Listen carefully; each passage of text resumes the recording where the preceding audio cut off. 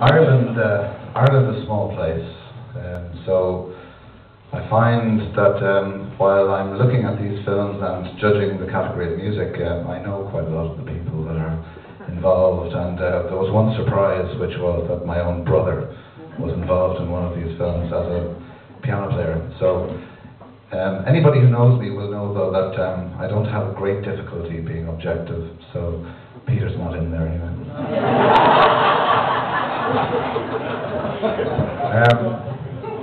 I'd like to talk about 5 films. The first one is Chit Chat, and it's an unusual one because it doesn't have a particularly original score. In fact, it finishes with a piece of Brian Eno music, and it's from the Brian Eno album Atmospheres and Soundtracks.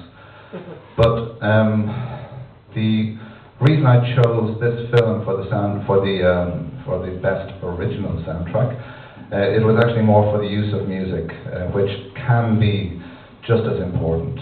The director, I'm sure, had a large part in this, but anybody who saw the film at the very end, when the girl is ascending the staircase and she's going to white, it fades to white, it's the most magnificent use of music, and I felt that it was impossible to ignore, so I nominated Chit Chat.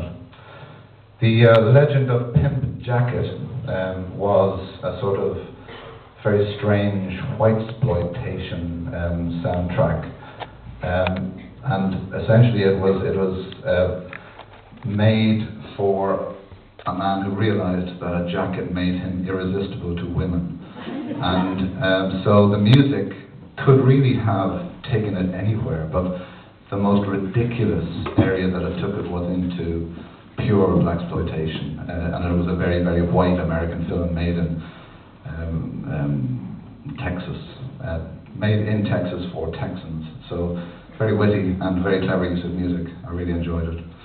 Bronner Staten was an original piece of music, an original song written by Gabby and the Guns and for the Skena's Dance Theatre. And it was directed by Olaf Verngren, and it was a wonderful piece of work and a really clever incorporation of a song and a dance piece. Painted, another magnificent piece, was an interaction between a wonderfully photographed, choreographed dance piece and a very interesting score. Anybody who saw that would find it pretty irresistible. But the one that really caught my attention, and I make no apology because I think we all know the people involved. It was The Hatch, which was filmed locally, but the score was written by George Brennan.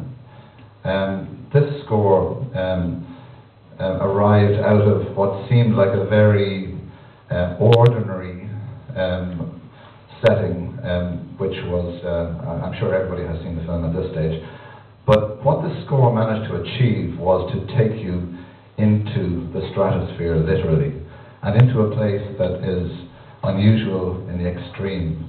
Now, the overall experience does this, but the music matches that experience magnificently. And as you notice, that there are 2 climaxes. The first one takes you right through to the center point in the film, and the music rises in a particular way. But by the end, it takes you into a much more fulfilling climax. And it's for this reason I feel, because the score is embedded so wonderfully in the film, that it deserves Best Original Score.